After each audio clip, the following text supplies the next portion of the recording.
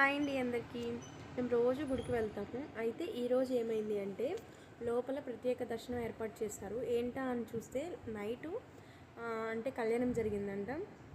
So కళ్యాణం జరిగిన తర్వాత ఆ దేవుని దర్శించుకోవడానికి ప్రత్యేక దర్శనం ఏర్పాటు చేశారు.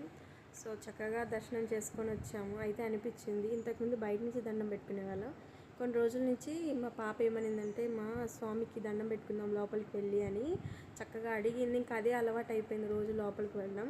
అయితే ఈరోజు అవకాశం మా పాప వల్లే వచ్చిందని చాలా హ్యాపీ ఫీల్ అయ్యాను. అంటే తను చెప్పడం వల్ల మాకు అలవాటు అయింది గుడికి లోపలికి వెళ్ళడం.